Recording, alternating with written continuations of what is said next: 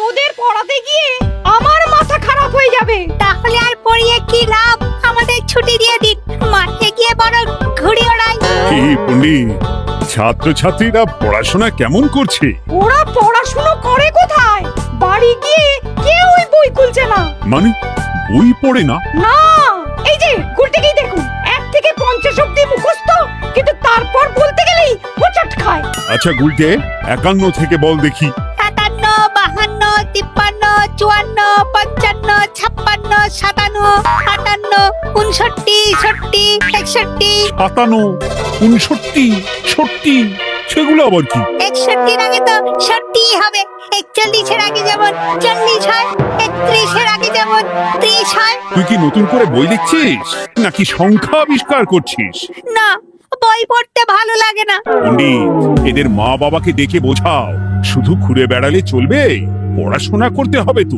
আচ্ছা মহারাজ, আপনি যখন এত করে বলছেন, এবার থেকে আমরা মন দিয়ে পড়াশোনা করব।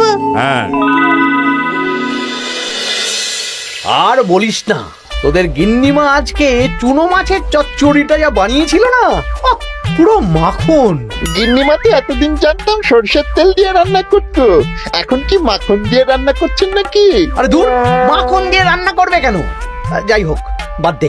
উফ, বিকেল বেলা আমাদের বাড়িতে চলে আসিস, তেলে ভাজা দিয়ে মুড়ি খাবো। আর সাথে একটু পেঁয়াজ কুচি আর শসা থাকলে একেবারে জমে যাবে। এ কি মন্ত্রী, তুমি এখানে দাঁড়িয়ে দাঁড়িয়ে গল্প করছো, কোনো কাজ নেই? রাজসভা তো একটু পরে শুরু হবে, তাই একটু ফাঁকা সময়ে। বুঝেছি। বেশি বকবক না করে রাজসভায় এসো, আজকে একটা গুরুত্বপূর্ণ আলোচনা আছে। ঠিক আছে, আমি আসছি। তাহলে বিকেলে চলে আসিস। হ্যাঁ হ্যাঁ মন্ত্রী মশাই, একদম চিন্তা করবেন না।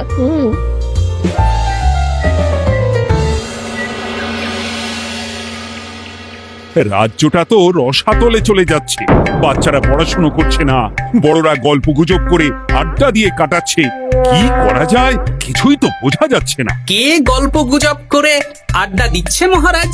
কে আবার? আমাদের মন্ত্রী। আমি নিজের চোখে একটু আগেই দেখলাম, বটা ঘটার সাথে সকাল সকাল গল্প জুড়েছে। তাহলে এটা বোঝা যাচ্ছে যে মন্ত্রী মশাইয়ের তেমন কাজ নেই, আর কাজ যখন নেই তখন মন্ত্রী মশাইকে রাজসভায় রাখারও দরকার নেই। হ্যাঁ মহারাজ, গোপাল এটা ঠিক কথা বলেছে। মন্ত্রী মশাই তো কাজের মধ্যে দুটো জিনিসই করেন, অকাজ আর কুকাজ। একদম বাজে কথা বলবে না। গোপালের কথা শুনে এখন আমার নিন্দা শুরু করেছো, তাই না? এই থামো থামো থামো থামো, আমাদের রাজ্যের উন্নতির জন্য একটা সমাধান করা দরকার। এই সময় নষ্ট করা বন্ধ করতে হবে। তাহলে মহারাজ, সবাইকে ফাঁকা সময়ে বই পড়তে হবে, পড়াশোনার মধ্যে থাকতে হবে, কারণ জানার কোনো শেষ নেই। তাহলে কি করা যায় বলো তো গোপাল? আমাদের রাজবাড়ির যে গ্রন্থাগার আছে সেটা তো বহু বছর ধরেই বন্ধ, ওটা খোলার ব্যবস্থা করুন মহারাজ। হ্যাঁ মন্ত্রী, তুমি নিজ দায়িত্বে গ্রন্থাগার খোলার ব্যবস্থা করো। অনেক দিন ধরে ধুলো ময়লা জমে আছে, সব পরিষ্কার করবে, আর পরিষ্কার হয়ে গেলে তোমরা সবাই গ্রন্থাগার থেকে বই নিয়ে পড়বে। বেশ। মন্ত্রী মশাই ভালো ভাষার ফেঁসেছেন। হ্যাঁ, জীবনটা তো শুয়ে বসে গুলতানি দিয়ে কাটিয়ে দিচ্ছেন, না হয় একটু কাজ করবেন আর কি। আর হবে না গল্প গুজব, হবে না ঠাট্টা হাসি। গ্রন্থাগার সাফ করতে গিয়ে মন্ত্রীর হবে হাঁচি কাশি। কথাটা বেশ ভালো বলেছে বিজ্ঞানী। ওনার দুটো কাজ, অকাজ আর কুকাজ। সে তো তুমি প্রসঙ্গ আনলে তাই। বেটারা আমাকে নিয়ে রসিকতা করছে। এই গোপালের বড্ড বার বেড়েছে, এমন চাল চালবো যে কেঁদে কুল পাবে না।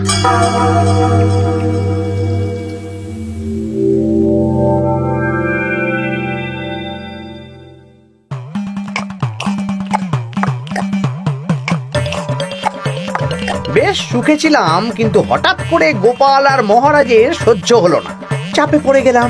আমরা আপনাকে চাপমুক্ত করব, বলুন কি করতে হবে? আমি সব ভাবনা চিন্তা করে ফেলেছি, এখন তোদের আমার কথা মতন কাজ করতে হবে। আসতে পারি মন্ত্রী মশাই? হ্যাঁ, এসো এসো। ইনি তো চিত্রশিল্পী, এনাকে দিয়ে কি হবে? ইনিই তো আসল কাজ করবেন। শোনো, তা গোপালকে ভালো করে দেখে নিয়েছো তো? বিলক্ষণ। একটা পাতায় গোপালের ছবি আঁকতে হবে, ওপরে লেখা থাকবে কৃষ্ণনগরের ভবিষ্যৎ। কি গোপাল তো আপনার শত্রু, গোপালকে নিয়ে বই লিখতেন কেন? আমি বলছি, একটা পাতায় গোপালের একটা ছবি আঁকা হবে, যেখানে গোপালকে দৈত্য হিসেবে দেখানো হবে। বড় বড় দাঁত, বড় বড় কুলোর মতো কান। শোনো, নিচে একটু ফাঁকা রাখবে, যা লেখার আমি পরে লিখে দেব। আর আপনি মহারাজকে এই পাতাটা দেবেন? হ্যাঁ, আর বলবো যে গ্রন্থাগার পরিষ্কার করতে গিয়ে এই পুরনো পাতাটা পেলাম, তবে অনেক খুঁজেও বইয়ের বাকি অংশ কিচ্ছু পেলাম না মহারাজ। মহারাজ ওখানে দৈত্য বেশি গোপালকে দেখে ভাববেন রাজ্যের বড় বিপদ আসতে পারে, আর গোপালকে কোনো কারণ ছাড়াই তাড়িয়ে দেবেন। একদম তাই। কিন্তু একটা সমস্যা আছে। আবার কি সমস্যা? পুরনো পাতা বোঝাবেন কি করে? ছবি আঁকা হয়ে গেলে পাতাটা দুদিন রোদে ফেলে রাখবো, তারপর পাতার ধারগুলো একটু আঁকা বাঁকা করে কেটে দেব, সাথে আগুনের হালকা তাপ দিলে সাদা পাতা খুব তাড়াতাড়ি পুরনো দেখাবে। এটা ঠিক বলেছেন।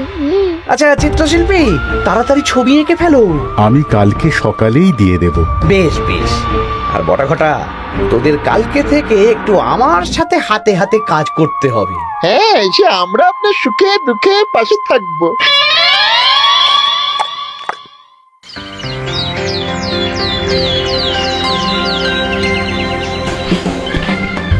ওপরের তাকগুলো পরিষ্কার কর, ওপরের বইগুলো বড্ড ময়লা। কি মন্ত্রী, কাজ হচ্ছে? কাজ করছেন না, বরং কাজ করাচ্ছেন। কাজ হওয়া নিয়ে দরকার, সে আমি করি বা অন্য লোক, তাতে কি যায় আসে? যায় আসে মন্ত্রী মশাই। আমাদের এই গ্রন্থাগারে এত দামি দামি প্রাচীন দুষ্প্রাপ্য বই আছে, যদি কোনো বই চুরি হয়ে যায় তার দায় কে নেবে? এটা গোপাল ঠিক বলেছে। আমি তো এখানেই আছি, বটাঘটা সাহস আছে নাকি বই সরানোর? বেশ, তাহলেই ভালো। চলো গোপাল, পাঠশালায় গিয়ে দেখে আসি আজকে কেমন পড়াশুনো চলছে। গোপাল আমাদের ঘুরিয়ে চোর বললো মন্ত্রী মশাই, আর আপনি প্রতিবাদ করলেন না। প্রতিবাদ কি? গোপালকেই দুদিন পরে রাজ্য থেকে বার করে দেব।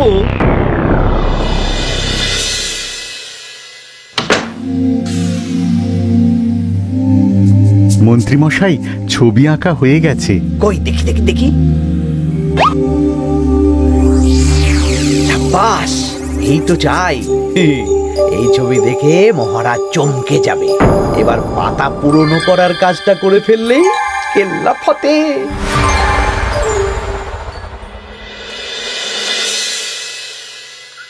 তা মন্ত্রী, গ্রন্থাগার পরিষ্কার করার কাজ শেষ? হ্যাঁ মহারাজ, তবে তবে কি? একটা পুরনো বইয়ের পাতা পেলাম। কি? এই এই এই দেখুন মহারাজ, আচ্ছা দেখি। অনেক পুরনো বইয়ের পাতা।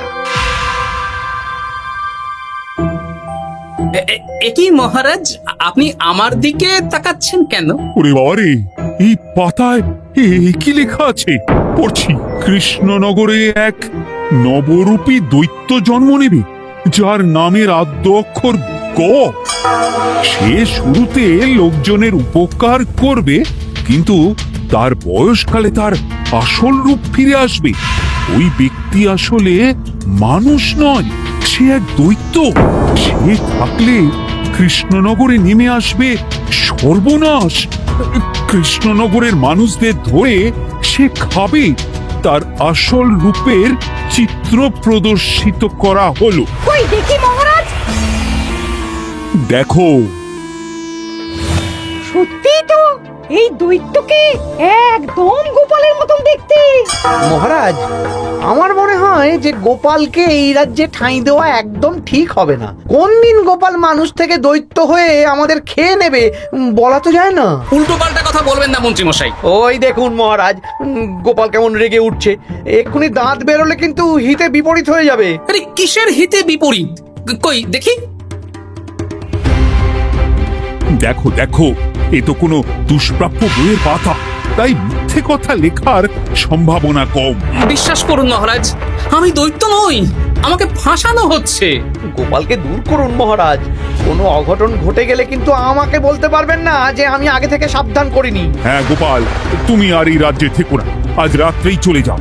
আমি জানি তো মানুষ অবস্থায় অনেক উপকার করেছো বা করছো, কিন্তু দৈত্য হয়ে উঠলে তখন রাজ্যের মানুষকে কি জবাবদিহি করব বলো? বিশ্বাস করুন মহারাজ, আমি মানুষ। চুপ! এই কে আছো? গোপালকে ঘাট ধাক্কা দিয়ে বের করে দাও। যেন আজকের পর এই রাজ্যে আর না দেখি। মহারাজ এসব বিশ্বাস করলেন? মন্ত্রী মশাই জোর খাটালেন যে, কি আর করা যাবে। এখন যতদিন না কোনো উপায় হচ্ছে, এই রাজ্যের বাইরেই থাকতে হবে। তবে কি? একটা সন্দেহ হচ্ছে বুঝলে। আগের বছর যখন বেতন বেড়েছিল, রাজসভা থেকে একটা চিঠি দিয়েছে, সেটা আছে? হ্যাঁ, আছে তো। দাও তো, যাওয়ার পথে একটু বিজ্ঞানীর বাড়িতে যাব বুঝলে।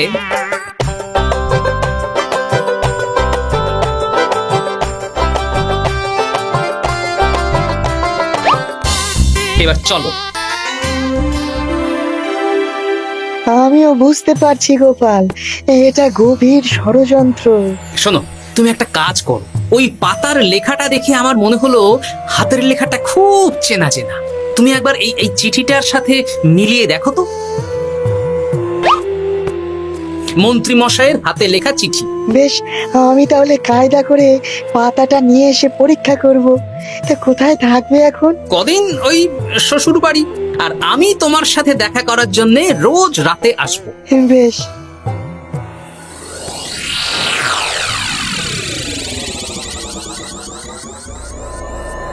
আসতে পারি মহারাজ?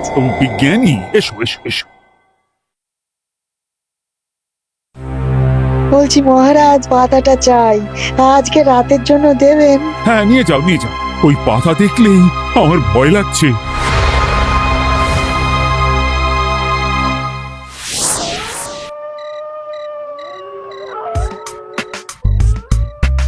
এ তো হাতের লেখা হুবহু এক, একদম মিলে যাচ্ছে। তার মানে এই হাতের লেখা মন্ত্রী মশাইয়ের, আর এই বই রোদে ফেলে রেখে হলুদ করা হয়েছে। আসতে পারি বিজ্ঞানী? এ কি, এ কে তুমি?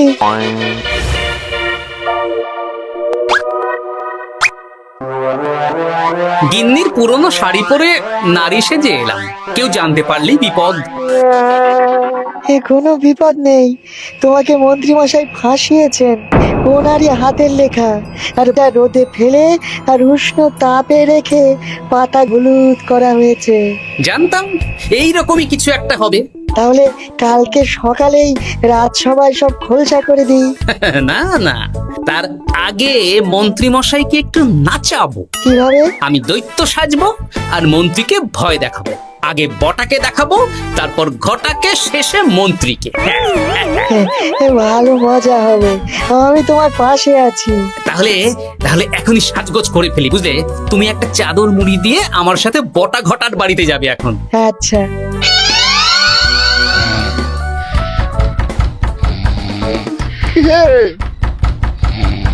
ঘরটা দেখ না।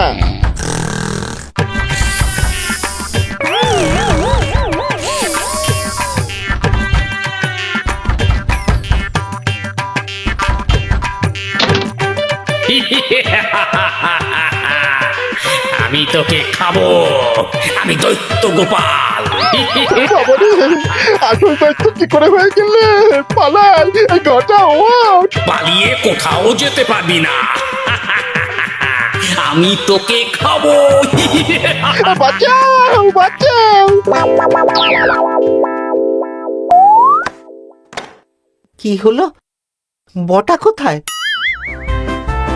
এ বটা, বটা, এ কি হলো তোর? কোথায় গেলি? দৈত্য গোপাল আমাকে ধরে নিয়ে যাচ্ছে। মানে এটা কি?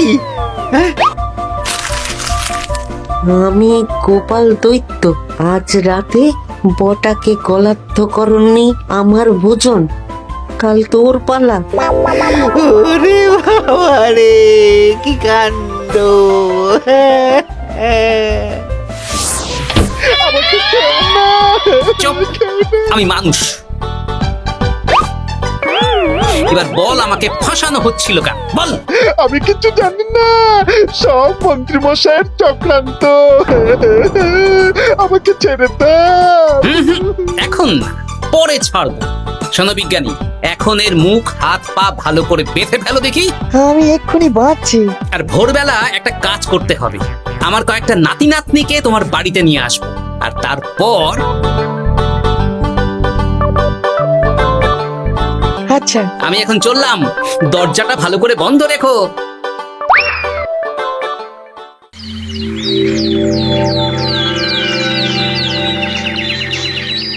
কি সব উল্টো পাল্টা বলছিস? সত্যি কালকে গোপালের দৈত্য এসেছিল। আরে গোপাল তো রাজ্য ছেড়ে চলে গেছে, আমি কড়া পাহারা বসিয়েছি। গোপাল এই রাজ্যে আর ঢুকতেই পারবে না। কিন্তু ওর দৈত্য এসেছিল। আরে দূর, তুই স্বপ্ন দেখেছিস। সকাল সকাল মাথা খারাপ করাস না ঘটা, কাজ আছে। সত্যি বলছি। চুপ!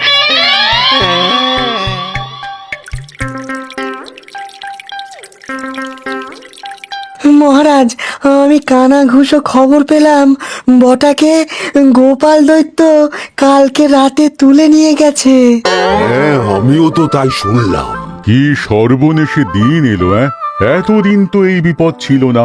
কালকে গোপালকে তাড়িয়ে দেওয়ার পরেই গোপাল দৈত্য হয়ে সব শুরু করলো নাকি?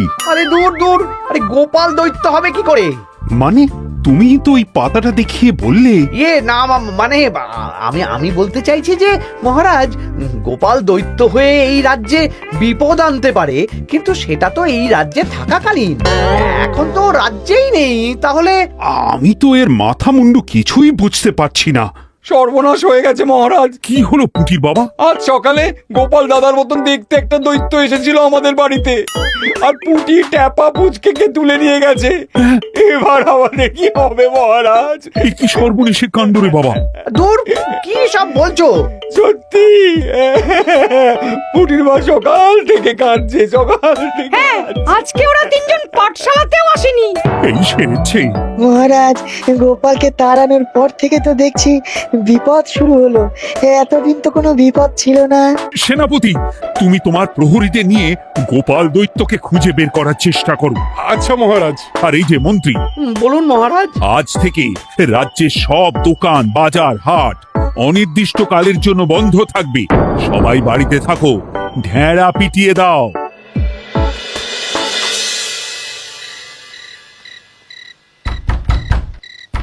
কে? আমি দরজা খুলবো না। এই দরজা খোলো। আমি বিজ্ঞানী।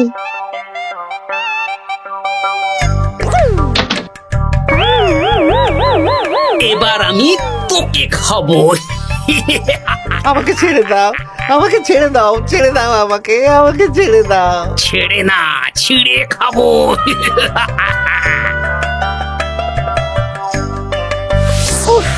এই তো দাদু চলে এসেছো।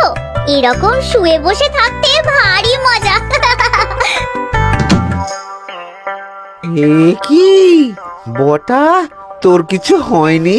না না, কাল একটু ভয় পেয়েছিলাম। না, কিছু হবেও না। এই মন্ত্রীর সব চক্রান্ত ধরা পড়ে গেছে। আমি চাইলেই মহারাজের কাছে মন্ত্রীর নিজের হাতের লেখা বইয়ের ব্যাপারে বলতে পারতাম, কিন্তু আমি চাই মন্ত্রী মশাই নিজের মুখে নিজের দোষ স্বীকার করুক। আর সেটা করানোর দায়িত্ব তোর হাতে। আমি কি করব? কাল সকালে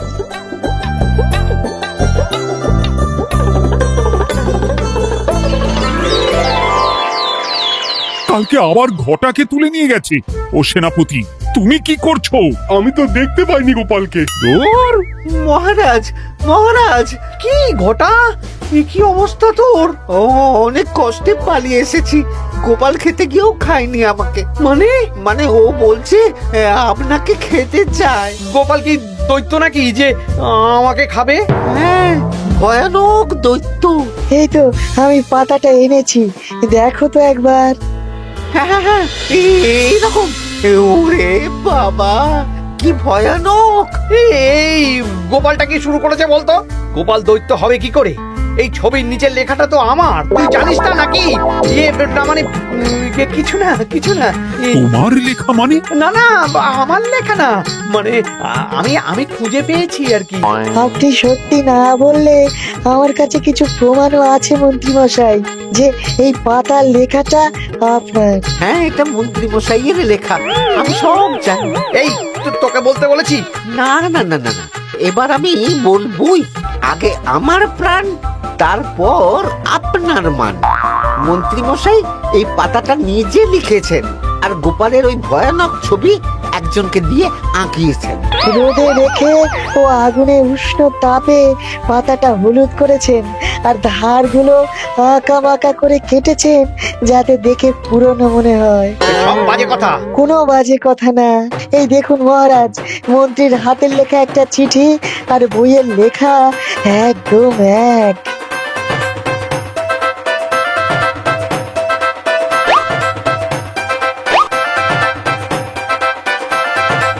এ কি মন্ত্রী?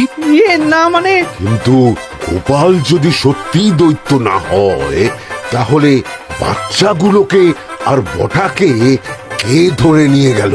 আমি ধরে নিয়ে গিয়েছিলাম। অনেক সময় সোজা আঙুলে ঘি না উঠলে আঙুল বাঁকাতে হয়, তাই এই ছোট্ট নাটক। সবাই সুস্থই আছে। এবার মন্ত্রীকে আমি মেরে অসুস্থ করে দেব। সুস্থ মানুষকে দৈত্য বানিয়ে দিলে, হ্যাঁ?